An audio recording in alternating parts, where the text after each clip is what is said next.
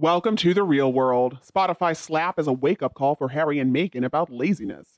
Royal courtiers thought the Sussexes were entitled, lazy, and afraid of hard work.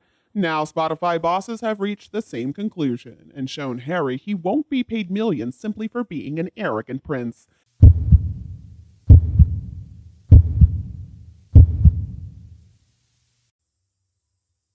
Spotify boss Bill Simmons' verdict of Harry and Meghan as effing grifters as Spotify pulled the plug on their astronomically disastrous $20 million podcast deal has come as no shock to anybody working within the royal family. Now, it's a uniquely American term, and it means somebody who engages in small-scale swindling, and it was never used by courtiers during the 3 painful years Meghan and Harry were officially part of the monarchy. But similar words were, because the two of them found so many ways to blame everybody else for their problems except for themselves. Entitled, rude, lazy, delusional, afraid of hard work, these were just some of the phrases that popped up between members of the Sussex Survivors Club on a regular basis, as Harry and Meghan searched for reasons to get out of public service commitments that they didn't believe were going to benefit them directly. And the culmination was the now infamous moment in Fiji, on a rare royal tour where work was actually required on daily walkabouts, where Meghan said that she should be paid for this kind of work. For a long time, Meghan had a reputation for being a difficult diva, even as a Z-list actress in the moderately successful US TV show Suits. A director who once worked with her on a movie said she was the worst actress I've ever had the displeasure of having to manage, talking about how she made a host of ridiculous and unreasonable travel and personal demands. Now, in the beginning, Spotify was happy to pay for this kind of behavior when they first signed Meghan and Harry to this deal in 2020. Unproven as broadcasters, their name was more than enough to help burnish the company's podcast business, of which over $1 billion was being invested. Spotify did everything they could to make Meghan and Harry happy, capitulating when the two of them started to complain about their biggest podcasting success, Joe Rogan, by launching a COVID-19 misinformation policy, which makes the collapse of Meghan and Harry's deal after 12 pathetic episodes of Meghan's woke celebrity moanfest archetypes and a really dull Christmas special even more remarkable. But as any royal courtier could have easily warned them, whatever Spotify did was never going to be good enough. Because creating podcasts actually requires some hard work, and that's an idea that Harry and Meghan are allergic to, apparently.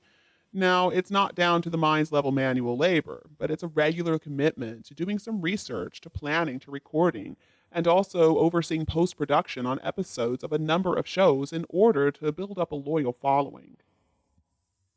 For example, Rogan works personally on multiple episodes a week of well over an hour per episode.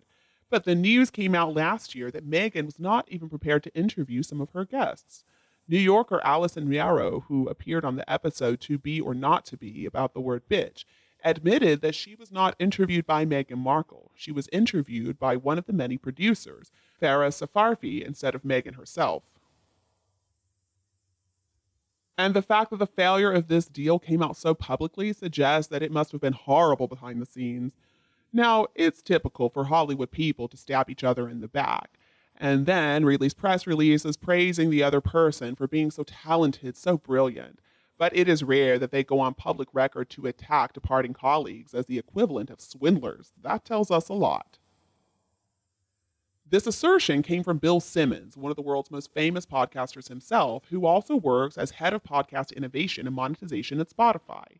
So essentially, he was the guy tasked with making Harry and Meghan's deal work commercially.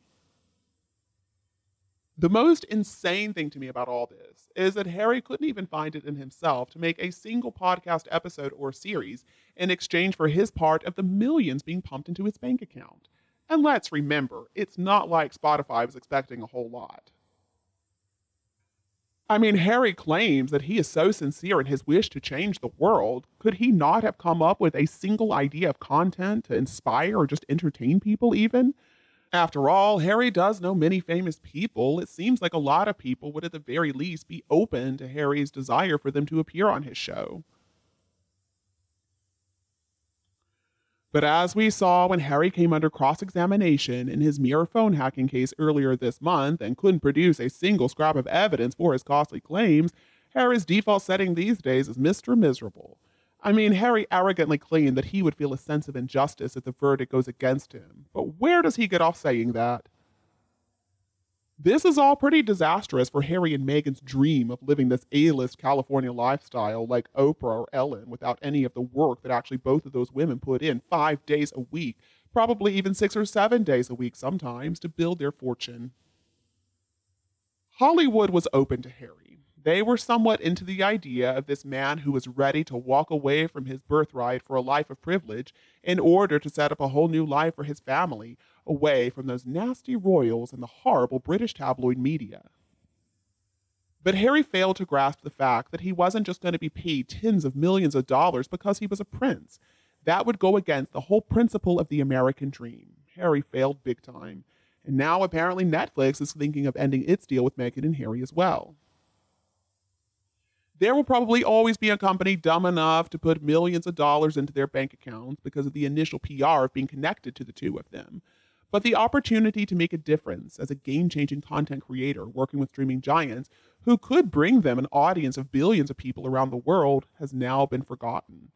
This truly is a cautionary tale of why spoiled, bratty royals are always going to struggle to be successful in the real world. And it also seems that Archewell has been exposed as a fallen arch at this point, so any money held in that bank should be frozen while IRS does an investigation.